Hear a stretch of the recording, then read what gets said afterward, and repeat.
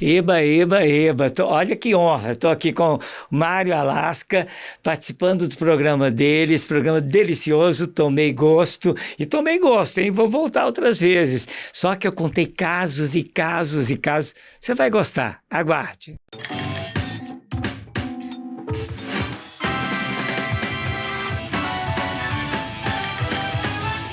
Hello, meu povo! Hello, minha pova! Eu estou honradíssimo porque eu estou recebendo hoje aqui, neste nobre podcast, um companheiro de comunicação que já teve um produto ligado com alimentos e bebidas. Se você não o conhece como Lorde Garfo, talvez você o conheça como amigo de uma pessoa de um certo talento que canta até hoje para nós em mídia eletrônica, chamada Elis Regina. Se você até agora não sabe o que eu tô falando, eu estou hoje aqui com ele, o grandíssimo comunicador Tuti Maravilha. Tuti Maravilha, cerveja, café ou vinho? Água. Água? Água, é. Café eu tomo até às 4 da tarde. Se eu tomar depois eu não durmo. Cerveja eu tenho evitado. E vinho, se for seu aniversário, eu tomo. Vinho só no aniversário? Só em aniversário e comemorações. Eu já bebi muito, cara. Eu não dou conta mais, não. Sua cota de vinho já foi? Já foi. Não, vinho não. Vinho acontece ainda. Acontece? Se for um aniversário, uma comemoração. Mas obrigado pelas palavras, antes de mais nada, e pelo convite de vir aqui, viu? Obrigadíssimo. Não, Tuti, é uma honra ter você comigo aqui. Você é uma das figuras que a gente tem que guardar, porque eu tenho certeza que eu descobri um pouco mais sobre você e vou descobrir mais ainda. Uau. Tuti, qual que é o nome do Tuti? Ailton José Machado. Por que virou Tuti? Pois é, olha só, eu criança, rua, brincando na rua com a galera e adolescente, já entrando na adolescência na época, e aí uma garota que era mais velha que nós na época, morava nessa rua, e ela saiu no portão da casa dela e falou assim, ô Tuti. Aí nós olhamos todos, eu e os amigos, falamos assim, gente, quem é Tuti aqui? Aí ela falou, é você, Ailton, você é Tuti. Acabei de ler um livro de um gatinho chamado Tuti é a sua cara. Isso com a galera ouvindo, os amigos de rua ouvindo, que do idade? bairro.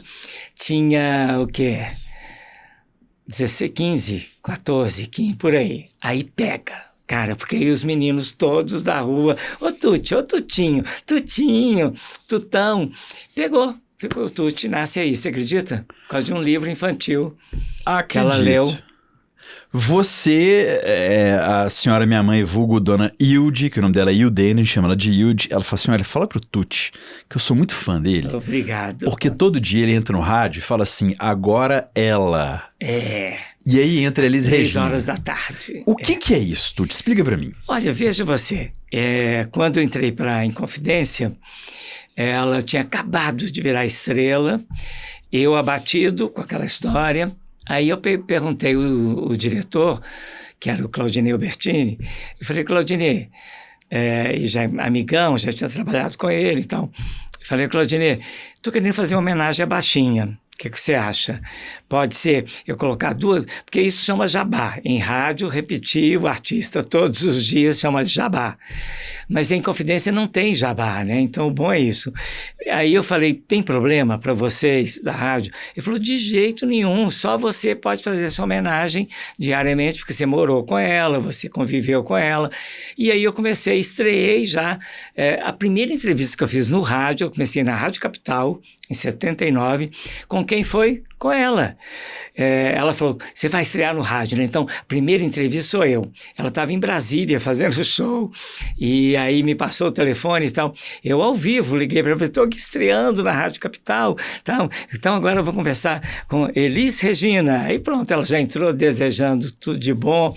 Era comadre, era amiga, E aí essa homenagem surgiu porque ela tinha acabado de falecer, e eu estreando numa rádio, e pedi ao diretor se podia. O Claudinei falou, pode, claro. E aí todo dia eu faço essa homenagem. E olha que interessante, vários jovens que têm com 20 anos, 20 e poucos, passaram a conhecê-la através dessa sessão no meu programa. Porque quando eles nasceram, ela já tinha morrido, né? Só conhecem disco e olha lá. Qual que é o ano que ela passou? 82. É, 82. Eu tinha 1 ano, que eu sou de 81. Eu tinha 32, ela tinha 36. Como é que você conheceu Elis, Tucci? A gente se conheceu, eu tinha 20 e poucos, ela também.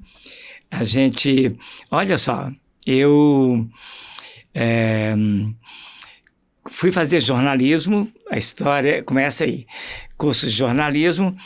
Nessa história, o meu pai tinha um amigo, Dr. Ney, nos Diários Associados, que era diretor de Diários Associados. Aí, quando eu entrei para a faculdade, meu pai ligou para o Dr. Ney, falou: Ney, meu filho está fazendo jornalismo, arranja aí para fazer alguma coisa no jornal. Aí o Dr. Ney falou: manda ele aqui que eu vou colocar ele de estagiário, ok? No primeiro ano de faculdade. Aí fui lá nos Diários Associados, era na Rua Goiás. Aí o doutor Ney me levou na redação, me apresentou para o editor e falou: coloca ele fazer alguma coisa. Me colocaram como repórter de rua, eu passava lá, saía da faculdade, de manhã fafiche, passava lá ao meio-dia, pegava a pauta do dia, ia para a rua de tarde, fazia matéria, chegava de tardinho no jornal, máquina de escrever, escrevia aquela matéria, no dia seguinte saía no jornal. Foi um aprendizado maravilhoso, tive até coluna de cinema no Diário da Tarde. Bom, aí resumindo, um dia eu chego, a pauta era o seguinte: Tucci, entrevistar Sai Guarabira e Zé Rodrigues com o show Rock Rural, Teatro Marília, a coletiva às 14h. Falei, ok. Fui para o Teatro Marília, estavam os 3 lá. Aí fizemos a matéria e tal, e eu nunca gostei de coletiva, esperei terminar a coletiva, cerquei os 3, falei, não, tem umas perguntas que eu quero fazer fora a coletiva, pode ser eles? Pode. Ficamos amigos nessa. No dia seguinte, eu chego na redação do jornal, aí saiu a matéria, tudo, cheguei na redação para pegar a pauta, o editor falou, olha, o Sá ligou aqui, te procurando, e deixou o telefone dele para você ligar para ele. Eu falei, ok. Aí liguei, telefone fixo. Aí o Sá atendeu, falou, Tucci, você não sabe o que aconteceu. O meu carro, um Carmanguia que ele tinha, foi roubado na porta do teatro. Tem jeito do jornal dar uma notinha, antigamente saía nota do jornal, carro roubado, não sei o quê. Eu falei, vou ver aqui se tem jeito. Aí perguntei, pessoal, tem? Ok.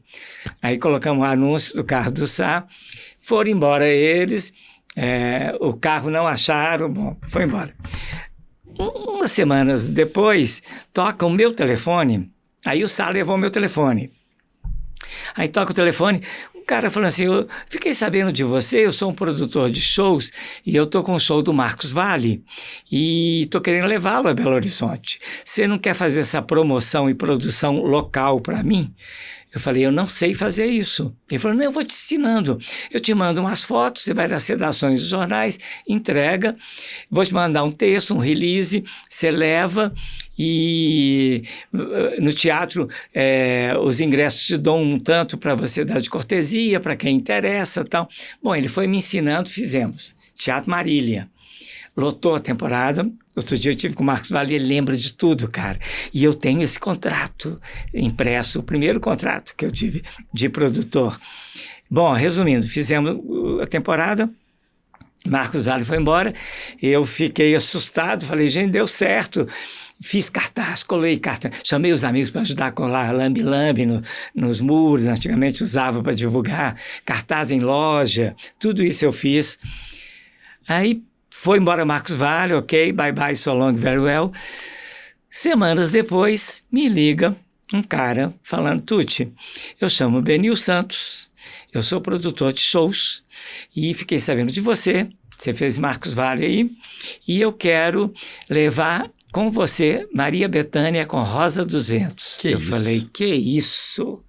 Né? Eu falei, meu Deus. E eu já tinha assistido o show Rosa dos Ventos no Rio. Eu tinha ido ao Rio e no Teatro da Praia assisti, já conheci o show.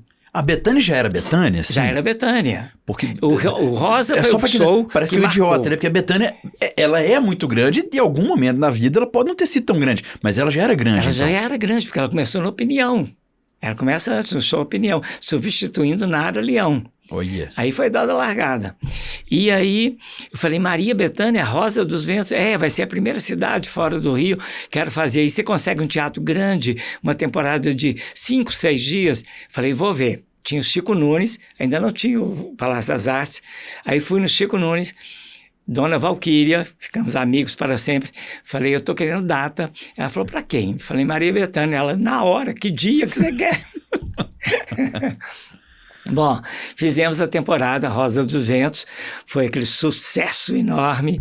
Bethânia foi embora, na semana seguinte me liga Guilherme Araújo, que era empresário de Caetano, Luiz Melodia, Jorge Maltner, galera daquela época, e fala, estou sabendo de você, Caetano está chegando de Londres, que ele estava morando em Londres, está chegando, eu vou fazer com ele Chico Salvador, para gravar um disco, mas eu quero ele fazendo um show antes desse show, para aquecer a voz, queria fazer Belo Horizonte com você, tem jeito de você conseguir uma data? Eu falei, vou ver. Fui lá, Dona Valquíria, falei, Caetano Veloso, tem, claro, que dia que você quer, tal. Não vinha shows para Belo Horizonte, isso década de 70, estou te falando de 72, início de 70 da década. Belo Horizonte vinham shows deles, dos artistas famosos, para fazer baile. Tinha clubes, Barroca Tênis Clube, Cruzeiro, Minas, Clube dos Engenheiros. Então eles vinham, faziam uma apresentação no baile e iam embora. Temporada em teatro não tinha. As pessoas não... Primeiro, os produtores de fora alegavam que o Belo Horizontino não gostava de ir ao teatro, de assistir shows. Era a fama que tinha. Eu falei, a gente quebra essa fama, tá? Vocês vão ver que o povo vai. E era época de borderô, não tinha lei de incentivo, para ser uma graninha para ajudar, nada disso. Eu conseguia desconto no hotel, passagem e alimentação. E aí o artista, a borderô a gente dividia. Cara, eu fiz show com Gal, viajando, que aí minha vida virou ser produtor, né? Eu viajando com Gal, a gente fazia show no interior, não tinha segurança na bilheteria, eu pegava o dinheiro, jogava assim na camiseta, entrava no camarim, Gal lá passando o batom dela, eu jogava no chão o dinheiro, falava, toma conta que é o nosso dinheiro, hein? Tá? E dividia depois, músicos, ela e eu.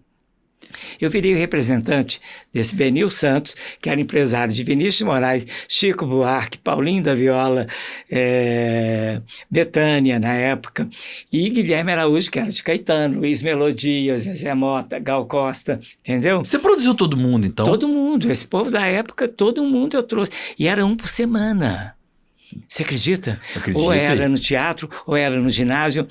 E aí o Palácio das Artes é inaugurado, e resolveram que o Palácio das Artes era só para música clássica. Aí eu comprei a briga, saiu em Veja, jornais do Brasil inteiro, conseguimos abrir as portas do Palácio para a música popular. Aí comecei a fazer shows, também trazer shows para o Palácio das Artes. E agora esqueci a pergunta primeira, que eu já... Não tem problema. A pergunta era como é que você conheceu Elis, mesmo. Tá aí tudo ótimo. Continua com ela, Tuti. Não para, não. Bom, aí nessa fazendo shows, trazendo shows,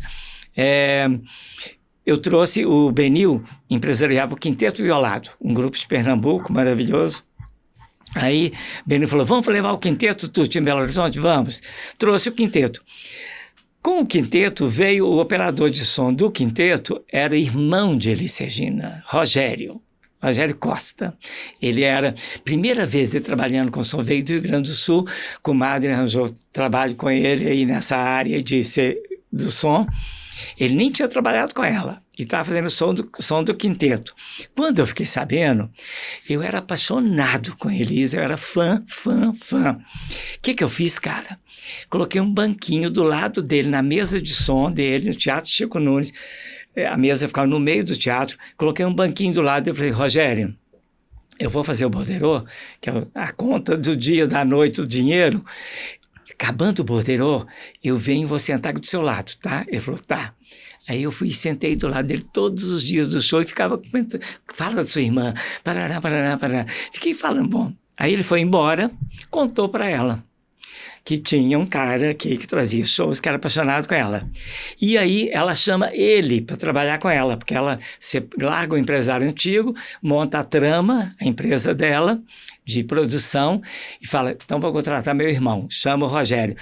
Quando o Rogério chega, a primeira coisa, diz ele, ela virou para ele e falou assim, liga pro Tuti e fala com ele que nós vamos lá fazer um recital, tá? No mesmo teatro, se possível.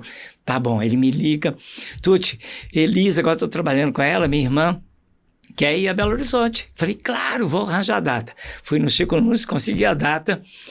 Aí, cara, eu não conhecia ela, eu conhecia de shows. Eu a vi no Rio de Janeiro, Teatro da Praia, fazendo com Miele. Fui no camarim com o programa do show, ela me deu autógrafo, mas eu era simplesmente espectador e ela era a cantora para mim, desde já. E aí, engraçado, cara, era Pampulha, não tinha Confins. Aí eu fui, fiquei com o Rogério no telefone o tempo inteiro. Estou mandando as fotos, estou mandando isso, estou mandando aquilo. Vamos chegar a tal voo, tal horário. Ok. Fui eu com meu Fusquinha buscar, aluguei uma Kombi, não tinha van na época, era Kombi. Aluguei uma Kombi para os músicos e equipamentos, instrumentos. E eu falei, ela e o César vão comigo no Fusquinha, ok? Ok. Aí eu falei com o Rogério, eu ponho uma placa, Tuti Maravilha, lá no desembarque do aeroporto. Aí o Rogério falou, não, mostrei a foto que nós fizemos, que fizemos foto junto na época do quinteto. Ela já viu sua cara. Eu falei, então tá bom. Aí fui para a sessão de desembarque, estou lá, vejo o avião, pousou, desceu ela com o César, os primeiros a descer do avião, e nada do Rogério. Eu falei, gente, quem vai me apresentar ela, né? Fiquei assim preocupado. Aí ela veio andando com o César, aí ela olhou lá, tinha um monte de gente com plaquinha e tal, ela olhou para mim e falou assim, Tuti, virou para o segurança, deixa esse aí entrar que ele vai me ajudar aqui. Aí eu entrei, ela me deu 2 beijos, falou, ajuda aqui que é um monte de mala, tá? Aí fui ajudando, levei para o carro, já fomos conversando, chegou no hotel, na porta do hotel, eu disse, e as malas estão? Ela falou, não, você vai ficar aqui. Eu falei, como que eu vou ficar aqui? Ela falou, você vai me ajudar a pôr as roupas no armário. Eu falei, gente, não, o Rogério, o irmão dela, falou, Tuti, ela gostou tanto de você de cara, porque ela não fazia isso com ninguém.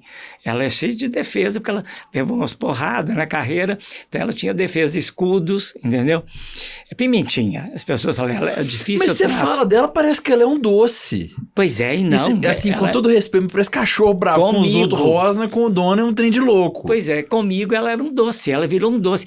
O Rogério, todo mundo, César, todo mundo falava, Tuti, ela gostou tanto, nós ficamos amigos. Sabe o que é amizade? Imagino. E nós viramos amigos da noite pro dia. Parecia que a gente era amigo eternamente, de anos atrás, entendeu? E bom, aí entrei pro hotel, aí pronto, aí terminou a temporada, foi sucesso, foi embora, semana seguinte me liga ela, e fala assim, Tuti, o que você vai fazer fim de semana que vem? Tem algum show, você está trazendo algum show? Eu falei, não, semana que vem eu estou livre. Ela falou, então vou te mandar passagem agora para a VASP, vai lá na VASP, até fiquei amigo do Geraldinho, de tanta passagem que eu comprava lá, vai lá e pega a sua passagem e vem para São Paulo, você vai conhecer a minha casa. Eu falei, ok, fui para São Paulo. Nessa, ela estava montando a trama, produtora dela, aí ela falou, Tuti, eu preciso muito de você aqui. Além de meu amigo, de gostar de mim, eu preciso de alguém com esse pique seu para trabalhar comigo. Eu falei, ok, pronto, montei minha malinha, fui morar em São Paulo. Larguei a faculdade, estava no 3º ano, larguei a faculdade de jornalismo, só fui terminar depois. O que se explode o jornalismo, Tuti? Eu quero ver minha casa dele.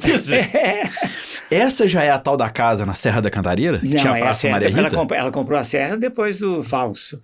Não, essa é a casa do Brooklyn. Ah, tá. Estados Unidos. Sabe, conhece o Brooklyn? Eu já fui lá, mas eu não sei se eu vou lembrar. Tem uma caixa d'água que todo mundo conhece no Brooklyn, pertinho da caixa d'água ali. Era uma casinha deliciosa, que tinha, os fundos eram na frente, e a frente era para um quintal, um jardim gostoso, uma casa deliciosa. E fiquei lá com ela, César, e tinha João Marcelo, só tinha o João. Molecote. João tinha 3 anos. João não deixava de dormir, cara. O João fala isso para ele caga de rir. Porque a gente trabalhava, a gente ia para o teatro, fazer Falso Brilhante, né, por exemplo. E saía do teatro, eu ia jantar, eu ficava muito tempo no camarim, ela gostava de receber todo mundo. A gente chegava em casa 3 horas da manhã, 4. Aí dormíamos, deitava, dormia. 6 horas da manhã estava o João de Batman, capa de Batman e tudo, em cima de mim na minha cama. Tuti, pode acordar. Acordei. Fala, meu Deus do céu, nós vamos dormir mais. Era desse jeito. Menino, né, pequenininho. E ela dormia pouco, ela dormia 5 horas. Eu não, eu durmo 12. Eu puxei um pedaço de cabelo, veio o elefante, cara. A história é louca, não é? Que coisa doida, E é o bicho. destino que me fez isso, né? Que me tramou essa, né? Da noite pro dia. E ela virou, posso falar, meu guru mesmo, sabe? Porque aí eu falava com ela, olha, estão me chamando para produzir tal show, quando eu estava aqui.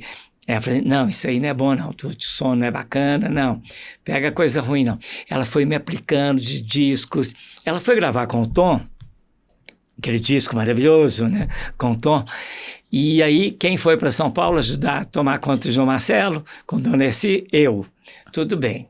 Eu e uma amiga, levei uma amiga que ela conhecia, que eu apresentei, ela gostava também dela, levei para ajudar. Cara, ela trouxe para mim, desse Los Angeles, que ela ficou lá 20 e tantos dias. Ah, isso foi gravado em Los Angeles, ali o Tom. O Elise e Tom em Los Angeles. Você não viu o documentário ainda não? Não, eu tenho que ver. Você tem que ver. Chama Só Tinha de Ser Com Você. É toda a fase de gravação do disco, em Los Angeles. Porque o Tom estava morando lá. É porque o Frank Sinatra, num dos shows dele, ele fala assim... Ele toca Garota de Ipanema e fala assim, eu tô cantando essa música aqui, mas era pro Tom Jobim estar aqui do meu lado. Mas eles gravaram juntos. Gravaram, mas num show. Ele fala isso num show. Ele gravou pra televisão. Pra televisão, contou. isso. Que ele vira e fala assim, era pro Tom Jobim estar aqui. Só que eu tô tentando falar com ele e ele não tá me atendendo. Ele tá numa montanha em algum canto do Brasil que não tem telefone. Tom Jobim era pra você estar aqui. Ele vai e toca a Garota de Ipanema. Aham. Eu não vi essa cena, não. Não, eu tô me sentindo tão burro que eu não vi o documentário agora. Mas Deixa eu esconder documentário você tem debaixo que da ver, mesa. tá? Claro que tem que ver, Elis Tem que Regina. ver. E chama Só Tinha de Ser Com Você. E aí, nessa gravação desse disco, que eu sei tudo e mais um pouco, ainda bem que eles não colocaram um lado que foi complicado da história. Bom, resumindo, ela trouxe para mim, cara, olha só, um disco vinil, LP, que ela comprou lá. Maria Rita falou que é dela, ela falou que quando eu morrer é dela o disco. E você precisa ver o texto que ela escreveu para mim na capa do disco. O disco é de um lado Ella Fitzgerald, do outro Billie Holiday. E ela escreveu, essas duas cantoras são as minhas Nossa Senhora. Entendeu? Assim, ela adorava Billie, adorava ela. E me deu esse disco, cara, me trouxe de Los Angeles. Não, você vê, a relação era louca, né? E me aplicando, né? Que quem imagina que 20 e poucos anos, Billie Holiday, tá? De nome, tudo bem. Aí comecei a gostar também, né? Ô, Tuti, muito doido. Deixa eu fazer um chicotado aqui no presente pra você voltar no passado pra mim. Eu conheço pouquíssimo da obra de Elis. Eu já ouvi o que tem CD, volta e meia eu ouço e tal. Mas eu tenho meio que uma frustração, entre aspas. Primeiro que ela nos deixou muito cedo. Uhum. E segundo, que eu acho que ela talvez não tenha dado a sorte de ter pego a tecnologia num ponto um pouquinho melhor para que a gente pudesse ouvir eles melhor. Ela gravava na mesa de 8 canais. E ela gravava, vários discos eu acompanhei de perto, tá? Especiais também e tal. Ela gravava nessas mesinhas pequenas de 8 canais, não tinha mesa grande de vários canais, nem nada disso. Pro Tour, essas coisas que o povo chama aí, não tinha. Mas era impressionante, cara, porque ela gravava, aí olhava pro operador, o técnico, e falava, e aí?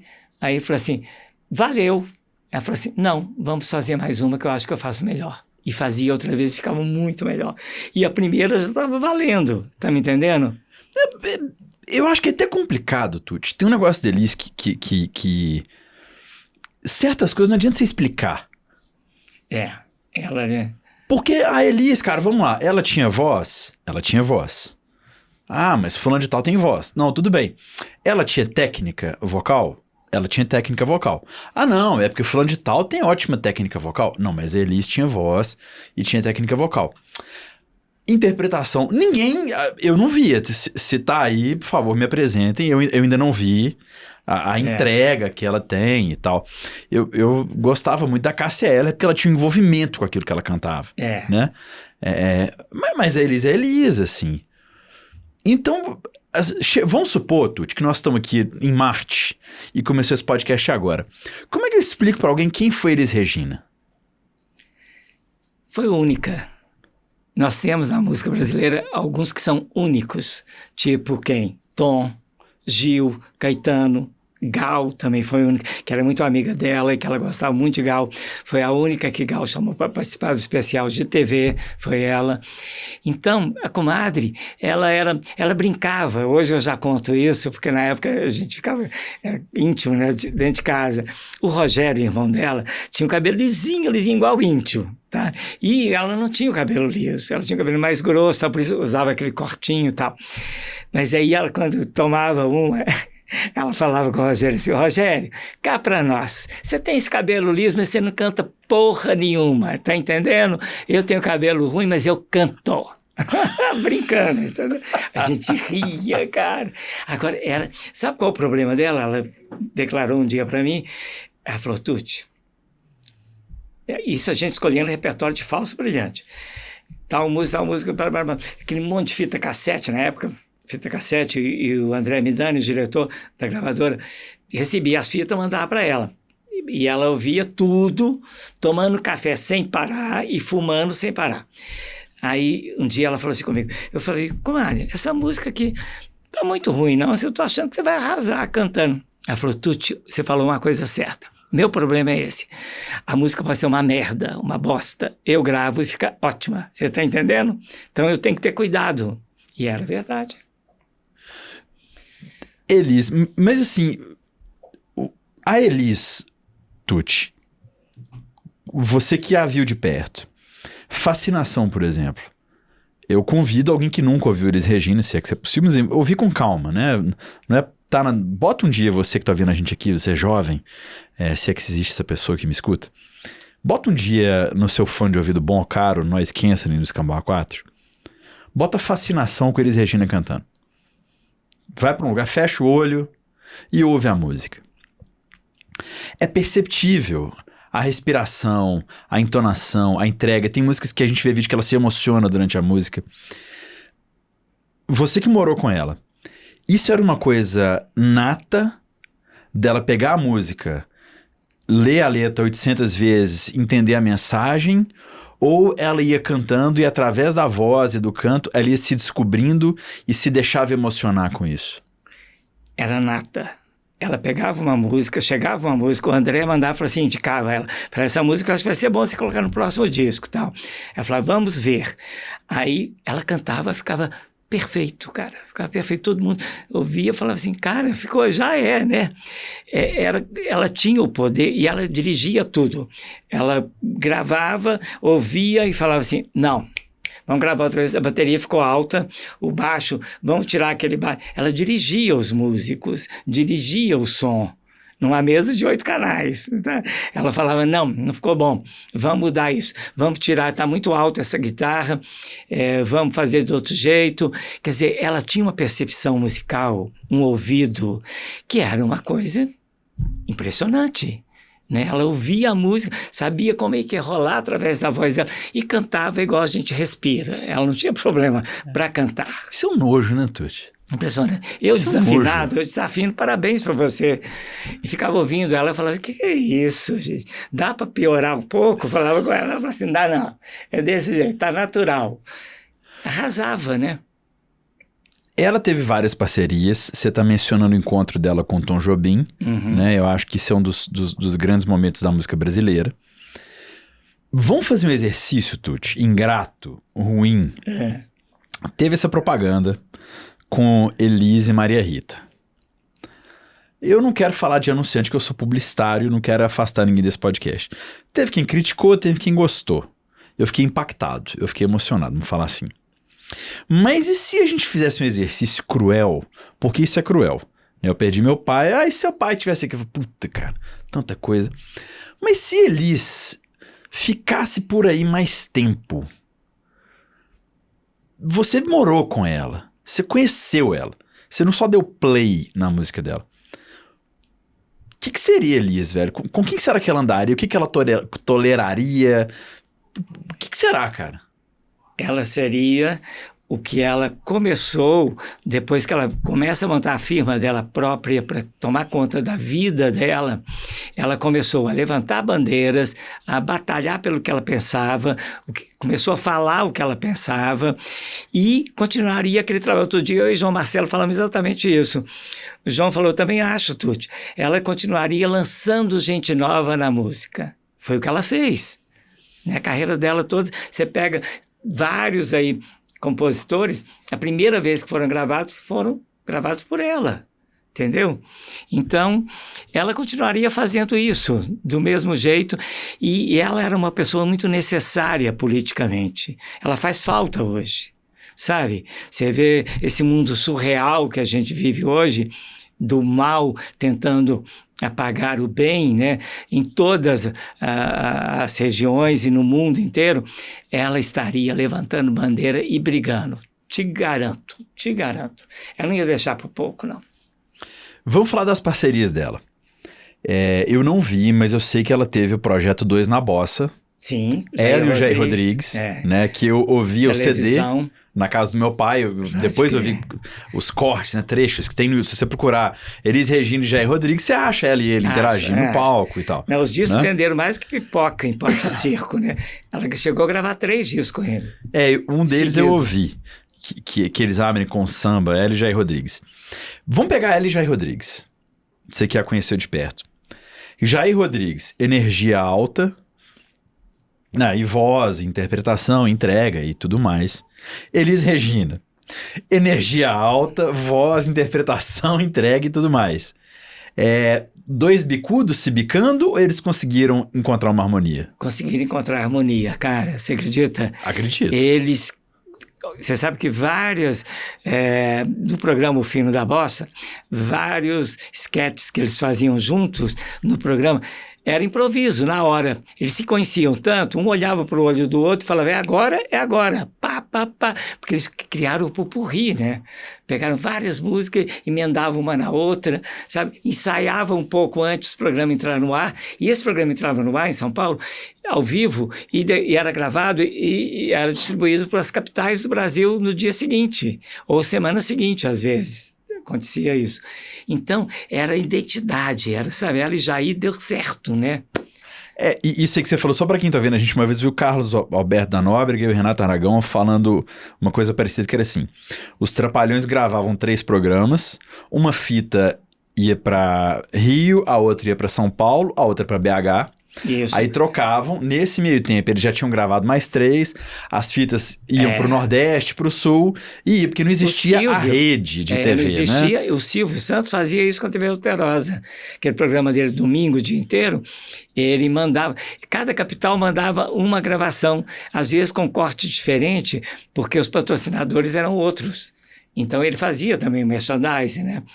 E aí tinha que ter esses cortes e tal. E é engraçado isso, porque ela fazia um programa que virou um sucesso no Brasil inteiro, mesmo a gravação chegando atrasada, não era ao vivo, mas foi um sucesso fino. E foi o 2 na Bossa que fez com que a Globo criasse o Globo de Ouro? Para contrabalancear isso, para lutar contra isso? Eu já ouvi esse papo. Que a Globo criou o Globo de Ouro, ou não, a Jovem Guarda, perdão. Não, a Jovem Guarda foi na mesma emissora. Foi na mesma emissora? Record, Só que aconteceu o seguinte, eles sacaram que tinha que ter um programa para o jovem, porque ela era MPB, e MPB era para as pessoas mais velhinhas, né? Mas quantos anos ela tinha nessa época? 20 e poucos. Ah, tá. 20 e poucos. Mas o público já era de 30, 40. E Jovem Guarda era a galera de 15, 18, 17 anos.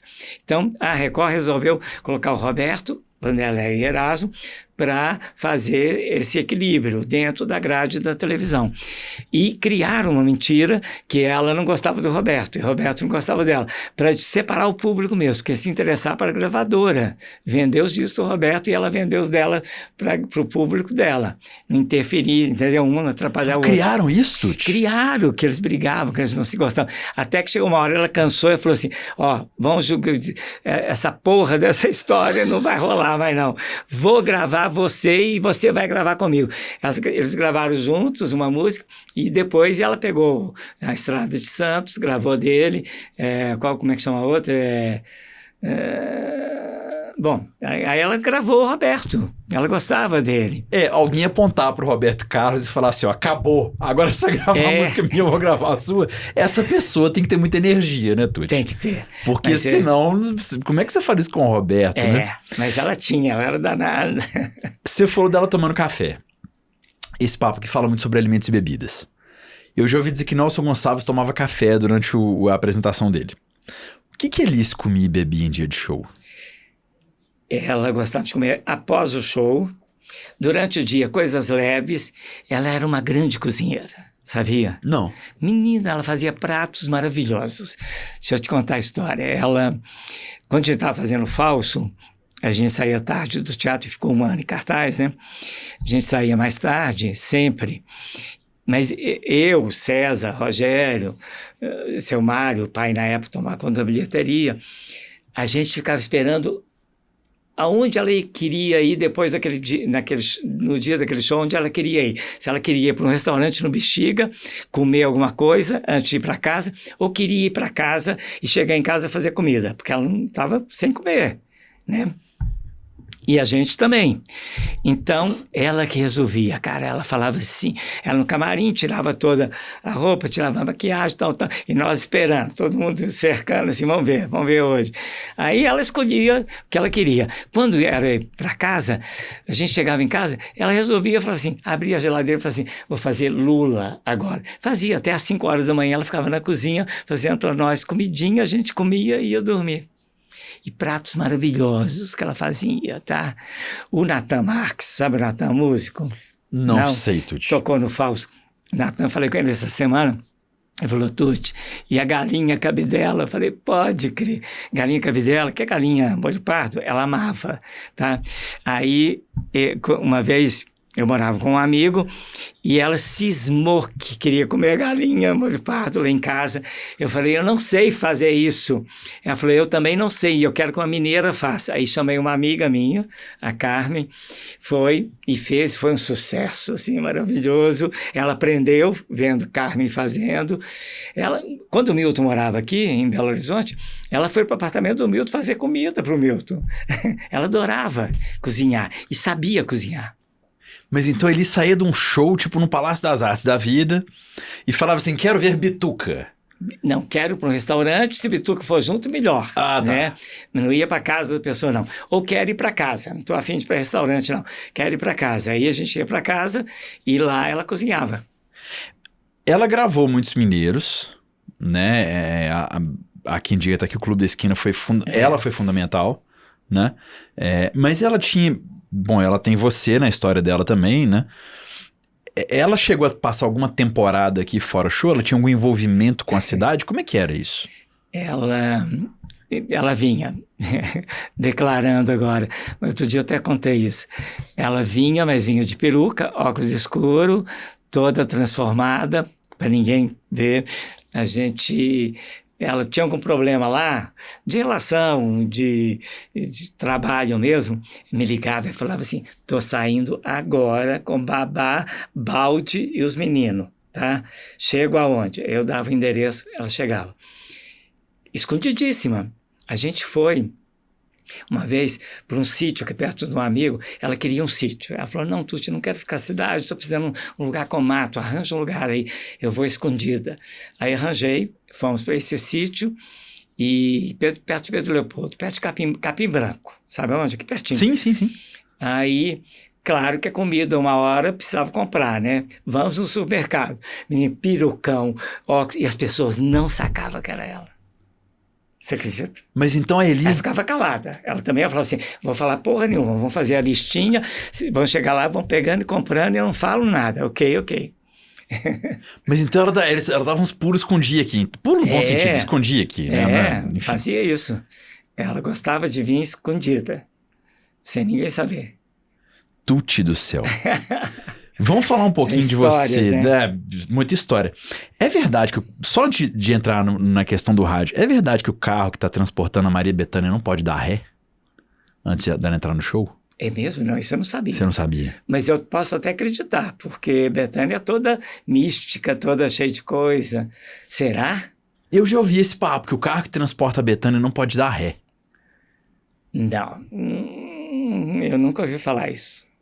Teve algum desse povo que tinha alguma exigência? Porque eu lembro quando eu era molecote, que teve o primeiro Rock in Rio, que teve um negócio que virou manchete, que ficou décadas na mídia, que era Prince pediu 200 toalhas brancas. E a produção do Rock in Rio teve que ir nos motéis porque não tinha mais toalha para comprar na cidade e tal. Você já teve algum momento que você se viu diante de algo do tipo aqui em BH como produtor? Como produtor, eu tive Bethânia uma vez, mas coisa de amigo e confiar. Ela virou para mim e falou assim, ô Tuti, a minha namorada vem do Rio, a gente fazia a temporada de quinta a domingo, normalmente era de quarta a domingo. A gente fazia a temporada, ela falou, olha, minha namorada vai chegar sábado, que ela trabalha, vem para Belo Horizonte. E eu já sabia, porque o quarto eu já reservei, ela falou que era o quarto assim, assim, assado. Mas o pior é que ela pediu, um dia, nós saímos antes da temporada, ali centro da cidade, passamos em frente a uma loja de sapatos, sandália, ela viu uma sandália, gostou da sandália, falou, é a cara da minha namorada. Cara, ela me fez ir lá na loja no sábado, abrir a loja sábado de tarde, achar o dono e tal, para comprar aquela sandália para ela dar para a namorada dela. A namorada gostou, Tuti? Adorou, então tá bom. adorou. Não foi essa em vão. história. Não, mas o povo não pedia muita coisa não, sabia? O artista era menos mimado? Era. Estava todo mundo começando também, estava todo mundo meio... Não tinha muito que impor muita coisa, porque era um trabalho... tão artesanal, eu falo hoje, quando eu vejo essas superproduções, a gente era artesanal, a gente dependia de uma bilheteria. Gal me falou, antes de morrer agora, Gal falou comigo, Tuti, eu tinha tesão, aquela coisa de viajar fazendo show dependendo da bilheteria. Hoje, eu saio de casa para fazer uma temporada de 50 shows, todos já estão vendidos. Eu nem sei quanto deu bilheteria. Entendeu? Ela falou, eu tinha tesão maior quando era bilheteria. Lotou? Não, ainda não. Está faltando uma fila. Pronto, lotou. Era um prazer. Outros tempos. Anos 70. Mas e você falou de superprodução, cara? Desculpa insistir no assunto, Tuti. Mas quando eu tô num sonzão ouvindo uma música, eu falo assim, cara, por que Elis não pegou essa época, velho? Cara, eu tenho uma mistura de nostalgia com meio que, entre aspas, raiva. Que eu falo, cara, Elis é Elis, acho que não tenho o que falar, mas assim, um pouquinho mais... Eu queria ouvir a voz da Elis nesse som que tem hoje em dia, sabe? Puta, cara. E a facilidade que tem hoje de leis de incentivo, ela podia pensar o show que ela quisesse na cabeça, porque a partir do falso, ela começou a criar shows com performance, fez o Transversal, fez o Trem Azul, então ela podia criar porque tinha um patrocínio, tinha alguém segurando as petecas embaixo, hoje tem, né? Naquela época não. O documentário que eu não vi, Meia Culpa, Minha Máxima Culpa, me perdoa, Ela e Tom. Tom, um cara maestro, Tom Jobim, né? O próprio tom de voz já não é tão alto, né? Um talento incrível, competentíssimo, gravado no mundo, né? E a Elis, esse canhão de potência. Na bebida, a gente fala que quando você harmoniza, você combina uma coisa com uma intensidade, com outra, que a soma de dois pode chegar no resultado terceiro, que vai ser uma coisa fantástica.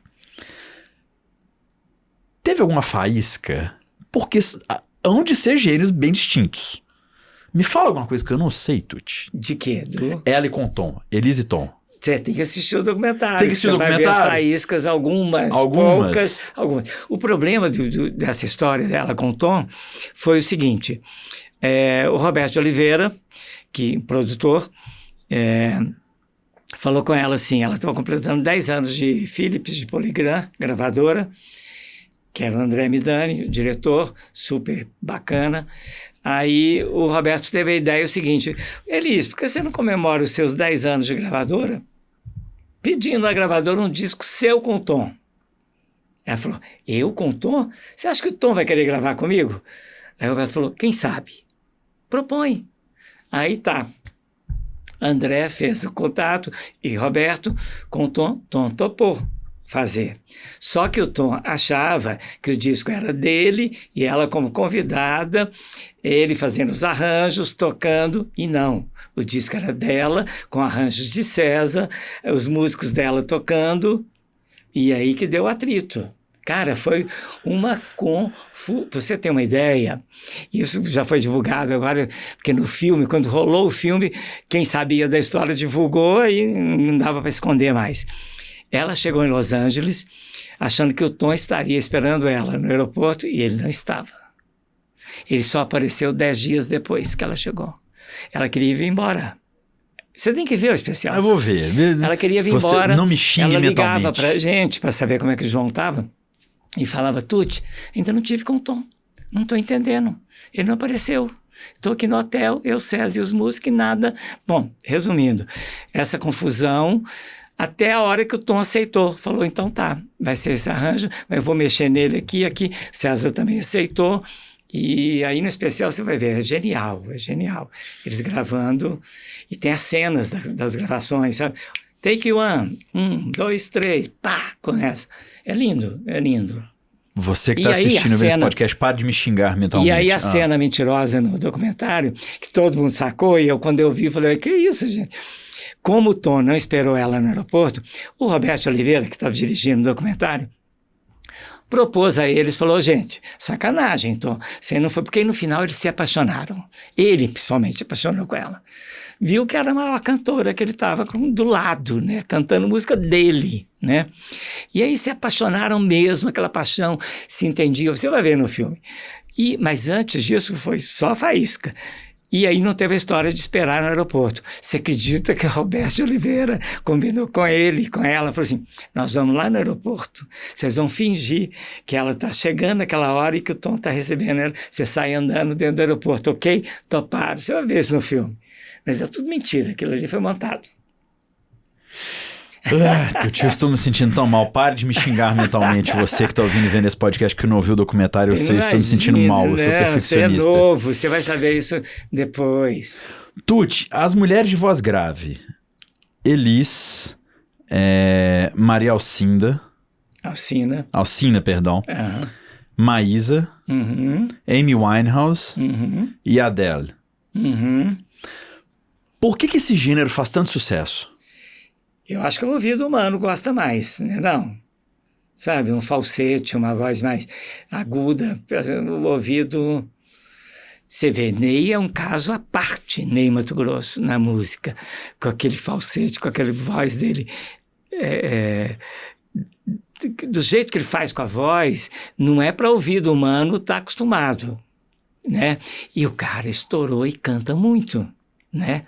É impressionante, o Ney te responde certinho, fala, eu consegui sair fora e ser aceito. Tá bom, você tem muita vivência de rádio. Você já fez o Lorde Garfo? Lorde Garfo. O que é isso, Tuti? Você foi lá atrás, olha só. Quando eu resolvo parar de ser produtor de shows, falei, não quero mais produzir, cansei. Por que você cansou? Porque eu achei que eu já eu abri as portas e que seria trabalho para outros fazer, porque dá uma canseira. Só que no pique, jovem, eu começando, tinha pique. Aí, em 79, eu levei um cano, não falo de quem, e aí nesse cano vai a gota d'água que eu parei. Falei, não quero fazer mais produção, não quero, vou fazer outra coisa agora na vida.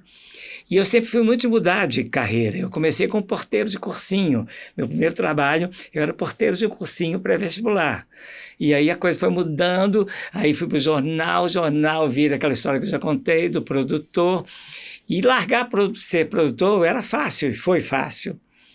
E aí, claro que os artistas ficaram nervosos, inclusive ela. Me xingou muito e tal, mas me respeitou, falou, não, entendo, bora lá, fazer outra coisa. E aí surge o rádio, cara.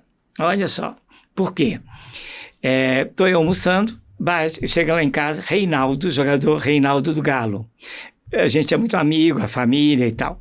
Aí, Zé, eu chamo ele de Zé.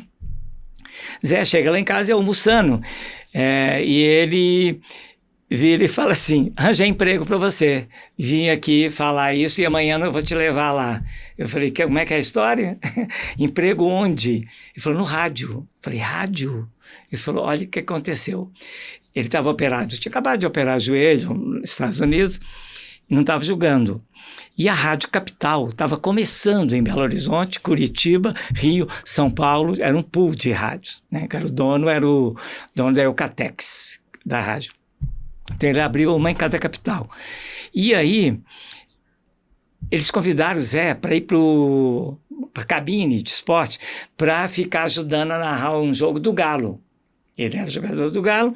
Aí ele falou com o pessoal da rádio assim, não, eu topo, só se vocês arranjarem emprego para o meu amigo que é jornalista.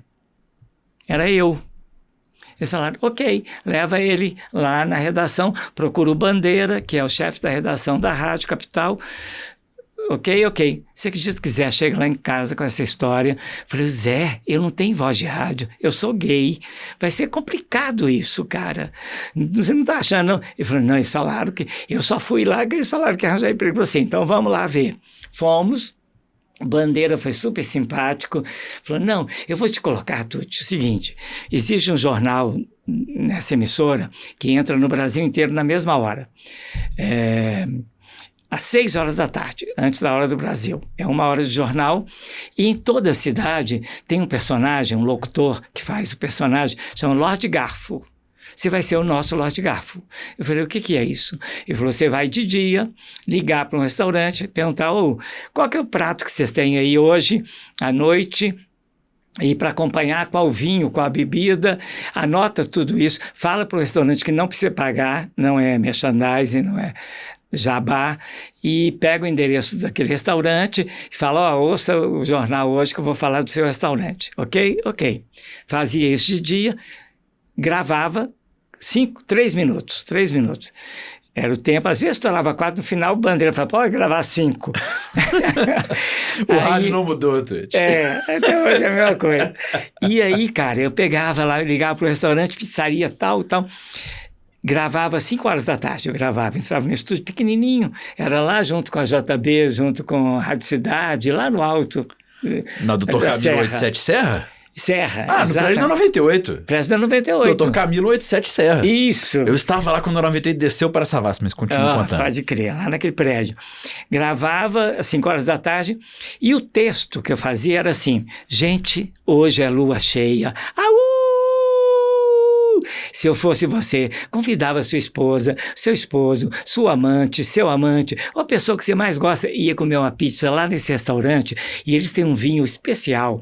Quer dizer, eu criava um texto diferente para apresentar aquela história, entendeu? E deu certo, cara. Virou um sucesso. Por isso que liberou. Pode gravar 5 minutos.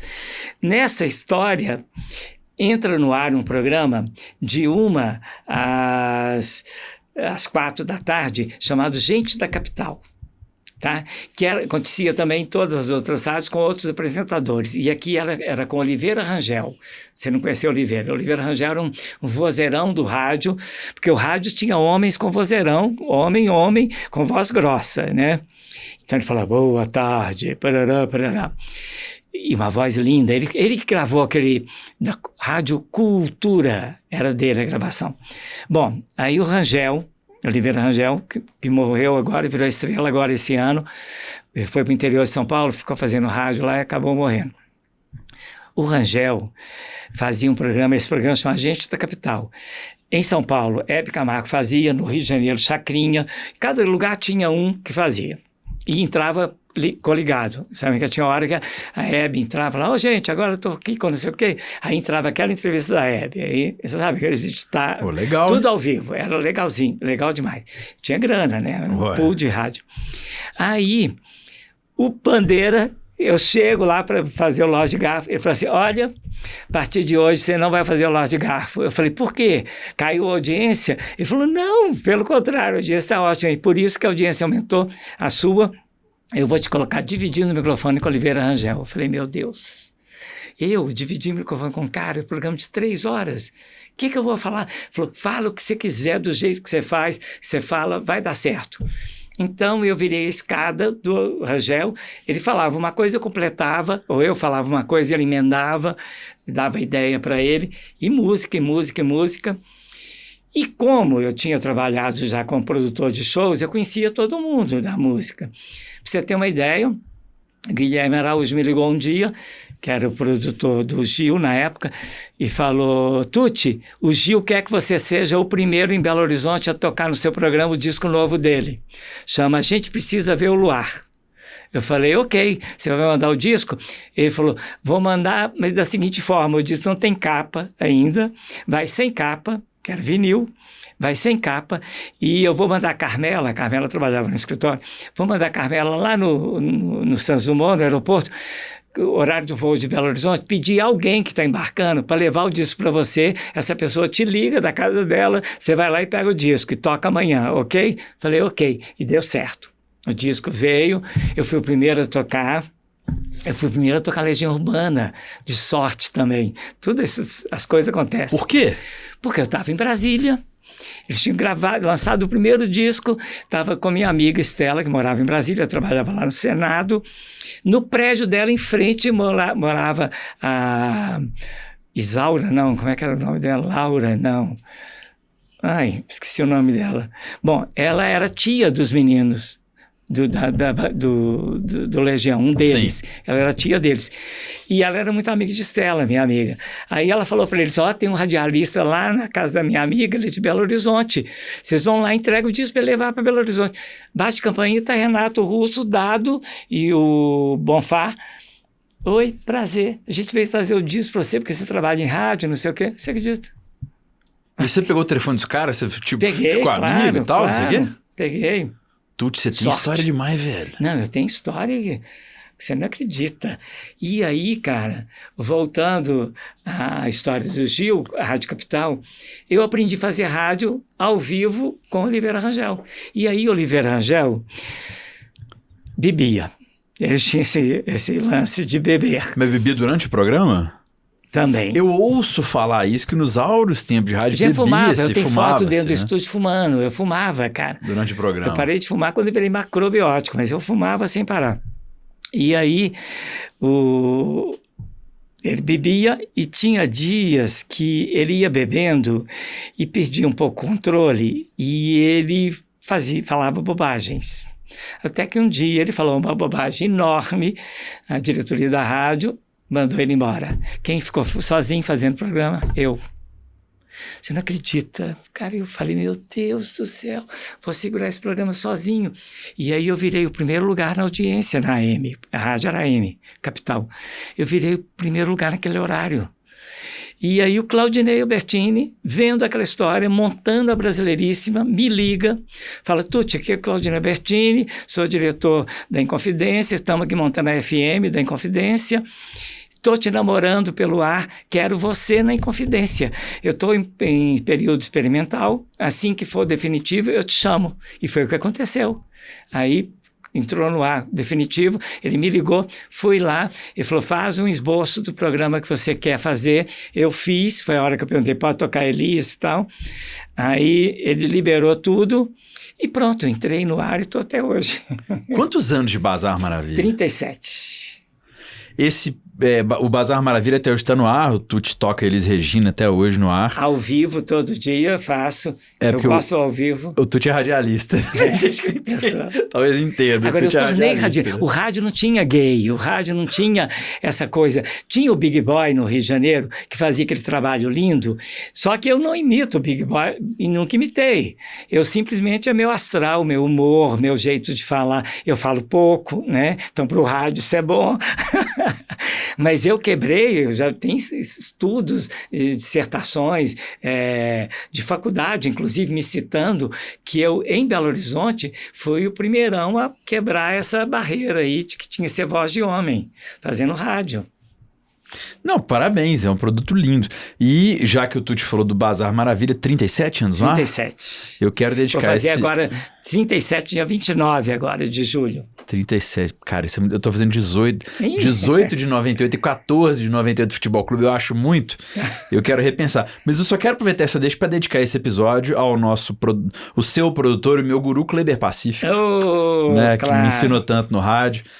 Participação, né, no Bazar Maravilha, uma das pessoas que mais me ensinou no rádio. Durante anos e levou a metade do Bazar, a história. Meu guru. Falar que eu choro e perco a voz. O Pacífico enfim, é dessas figuras do rádio que é difícil explicar. E ele formou muita gente. Uhum. E é engraçado que não, até arrepia. As faculdades de comunicação estão muito fortes e vai curso de jornalismo, publicidade, rádio, cinema e produção de audiovisual. Mas o Pacífico foi dos caras com que eu mais aprendi e ele era um historiador formado. Ele era formado não era comunicólogo. Né? Mas ele vestia a camisa do rádio. Ele amava a rádio. Ele fez uma coisa comigo, Tuti, que eu nunca vi na minha vida. Eu cheguei lá e falei assim, o negócio é o seguinte, que era o jeitão dele. Você é estagiário é mão de obra barata. Agora tá nisso aí. Mas comigo no meu departamento é assim, você vai sentar naquele sofá, tinha aquele sofá no prédio lá da rádio. Uhum. Eu não lembro qual era o andar da produção. Aquele sofá todo caindo aos pedaços. Tinha aquele sofá com aqueles recortes de jornal que o Pacífico fazia. Você vai ficar sentado ali 3 dias lendo uma tese de mestrado. Você só vai começar a trabalhar aqui depois que você lê essa tese inteira e que eu te tomar uns negócios dela. E assim foi, ele me fez ler uma tese de mestrado e eu não posso deixar você tirar cópia que isso aqui não é meu, eu não tenho autorização para reproduzir. E eu tive que ler a tese. Até vendo a cara dele falando. Aquele jeitão dele, né, com aquele blazer, o óculos e tal.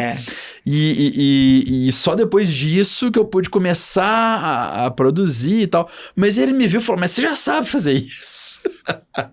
Não, você tá tranquilo, velho. Ele me falou, velho. Velho. Ele ficava gordo, bolo fofo, baleia. Me ouve aí, não sei o quê. Enfim, a identidade dele comigo, cara, foi gratuita e na hora também. Ele falava comigo, falou, Tuti, o bom de você, que eu invento umas loucuras, eu falo com você pra fazer, você topa fazer e faz melhor do que eu pensava. Eu falei, que ótimo. Porque ele inventava loucuras, né? E eu adorava, claro, né? Tuti, isso que o Pacífico faz. Eu tava outro dia vendo os meninos trabalharem lá na rádio e o programa que eu tô tem 14 anos, então já passou muita gente por ele. E tá me chamando muita atenção, eu não quero dizer que isso é uma característica ruim da juventude, né? Porque a juventude, né? E você viveu isso com essa turma toda artista aí, rompendo barreiras e tal. Mas eu acho que esse lance do celular, que o celular tem o seu aplicativo, o seu mundo, o seu atalho, ele aparece na sua cara só as coisas que você quer. Eu acho que isso que você citou do Pacífico agora, eu vou pegar o seu trabalho, o seu potencial e vou torná-lo ainda melhor.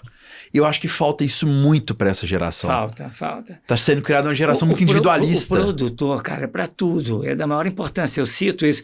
Quando lança um disco, a primeira coisa que eu vou ver, além do intérprete, que eu já sei que os músicos, eu falo, quem é o produtor disso?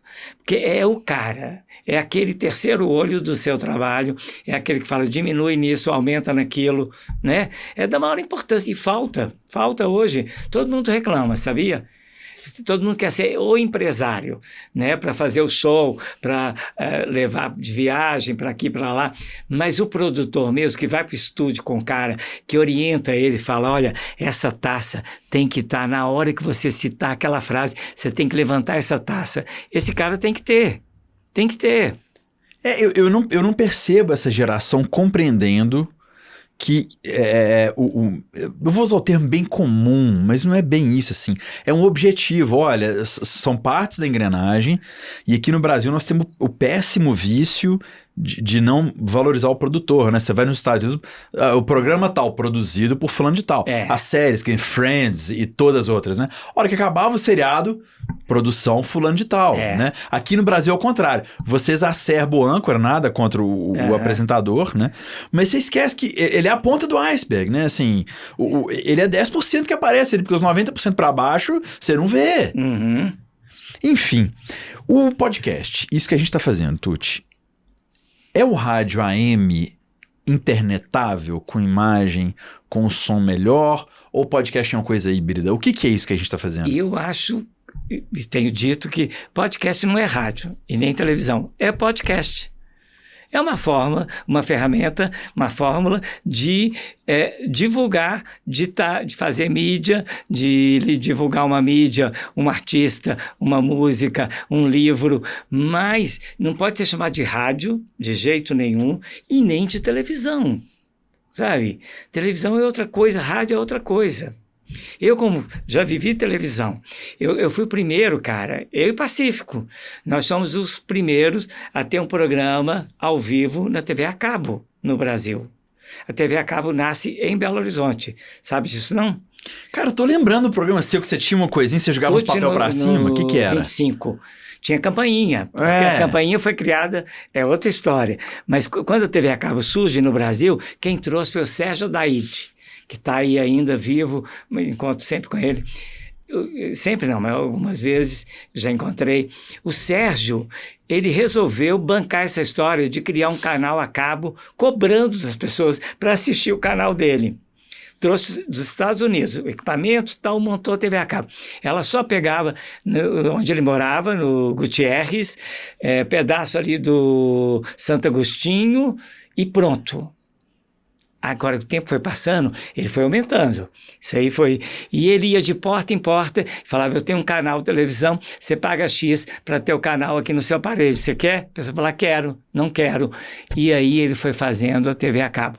Com isso, ele me convida, eu e Pacífico, para fazer o programa ao vivo, toda noite, de 8 às 10 da noite.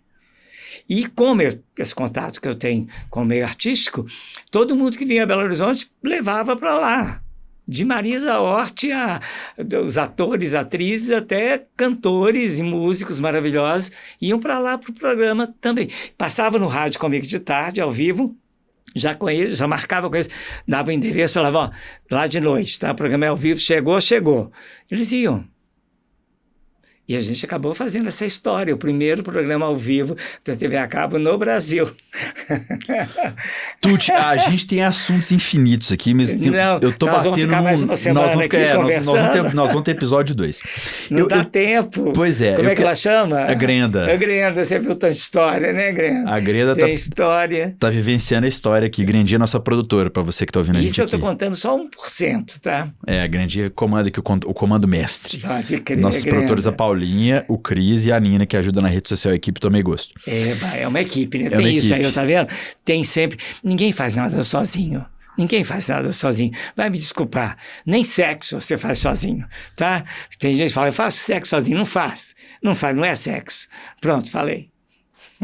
Obrigado pelo corte. Tuti, eu tenho uma teoria que se o Wilson Sideral fosse do Rio, ele era um Cazuza. Sim, eu tenho vários. Você citou essa história no princípio, contando a história aí da comadre, se fosse agora o som, sim, a mesa de som. Tem vários. No futebol também, eu falo com o Zé, Zé, se você fosse aquele jogador que você foi hoje, você seria mundial. O mundo conheceria José Reinaldo de Lima. Você não pegou ele jogando, né? Você era muito novo. Né? Cara, é tão impressionante que ele era do Galo, os cruzeirenses adoravam ele, adoravam ver ele jogando. Adoravam ver ele jogando. Entendeu? Sempre que eu tive com ele foi muito respeitoso. Eu só mandei ele dormir esses dias que eu tava com a minha namorada no estádio do Galo, eu cruzeirense, ela atleticana, ela em êxtase, né? Aí o Rei veio, participou da mesa com a gente, fez uma festa, brincou e tal. Aí tirei foto dela com ele, acho que fiz uma foto nós três. Eu falei, pô, Rei, que legal, eu cruzeirense com minha namorada atleticana. Ele virou com aquela vozinha dele, tá doido para gritar Galo? Eu falei, Rei, vai dormir. É verdade. Ele falou, vai dormir, Reinaldo. Tuti, vamos lá.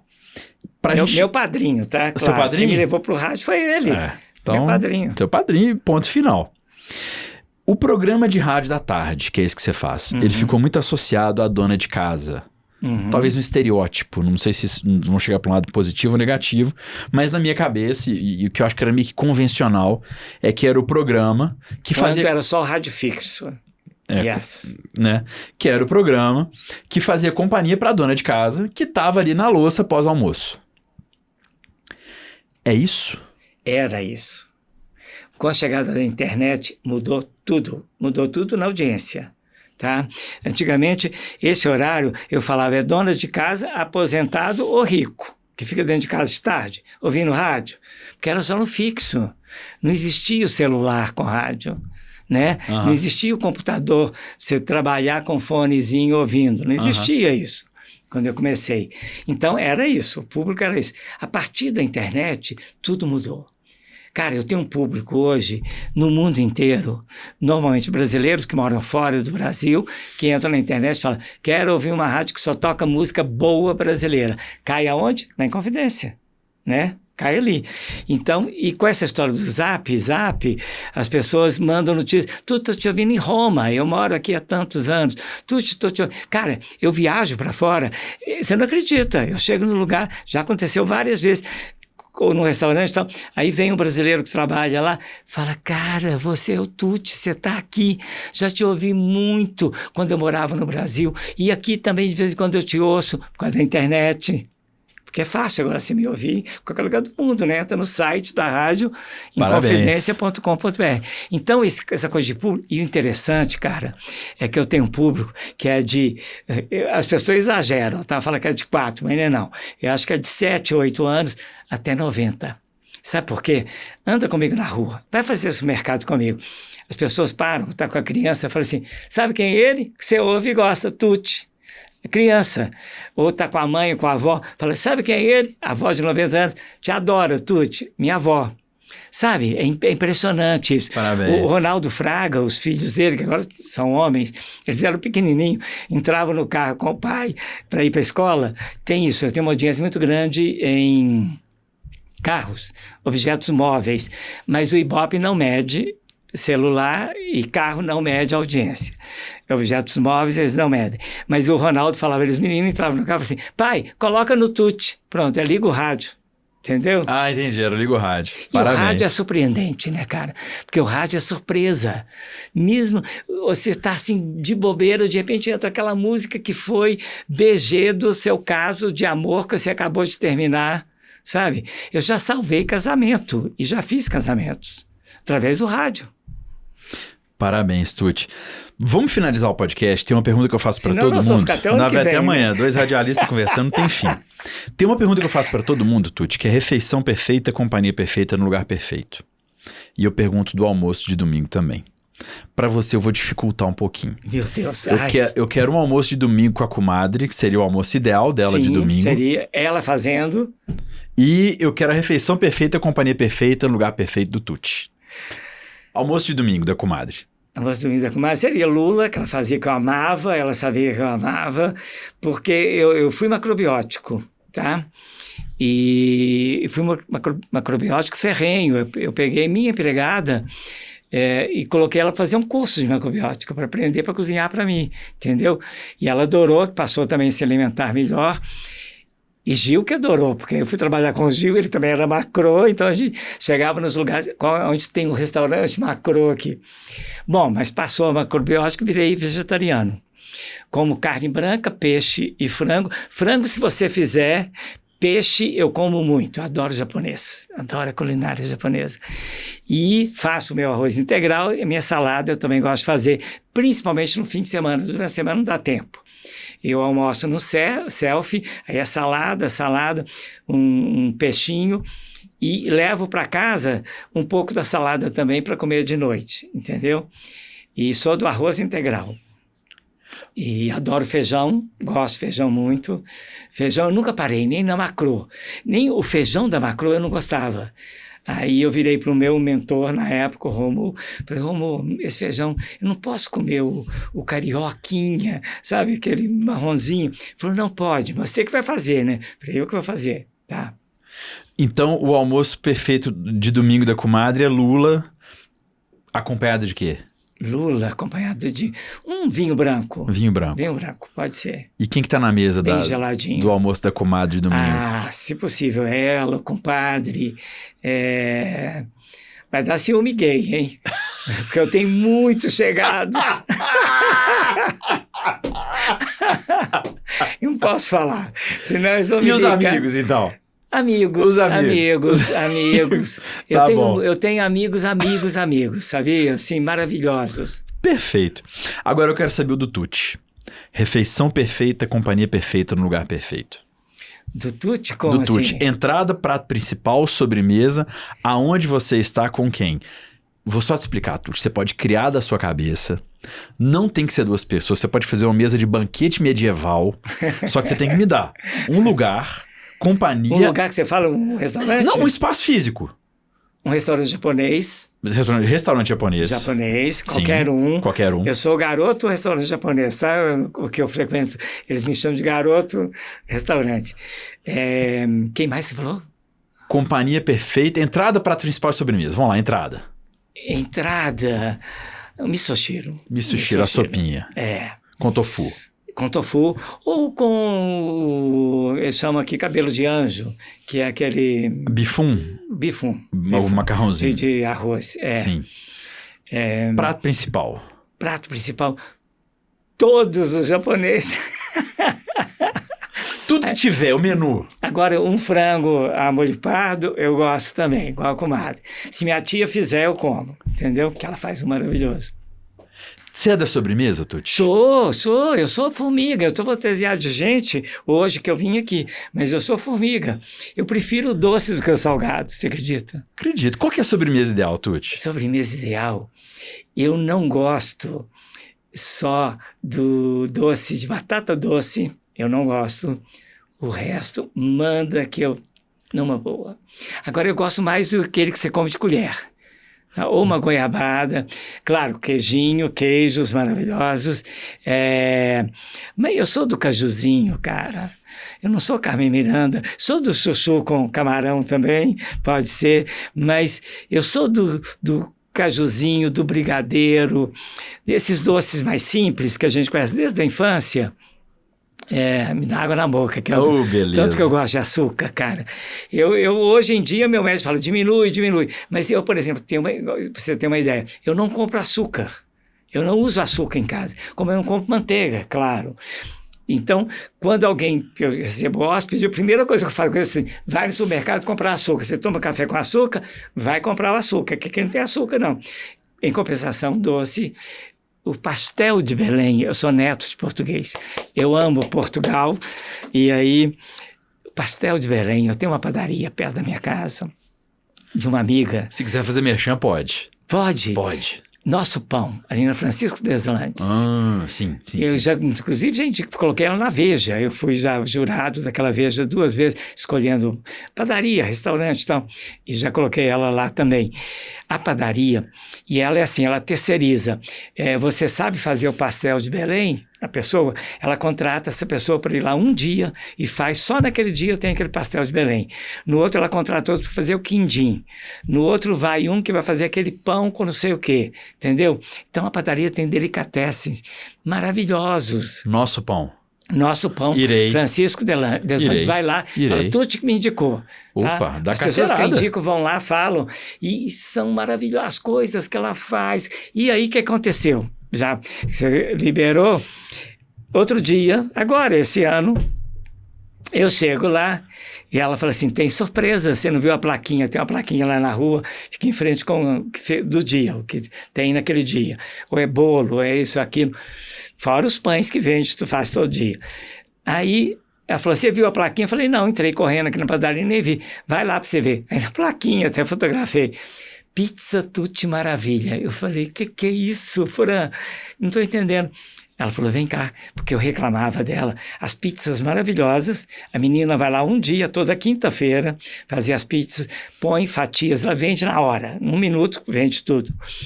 E aí, eu chegava, olhava aquelas pizzas e falava, eu adoro pizza, mas essa pizza sua é cheia de veneno, tem presunto, tem salame, tudo que eu não como, carne, linguiça, eu não como isso.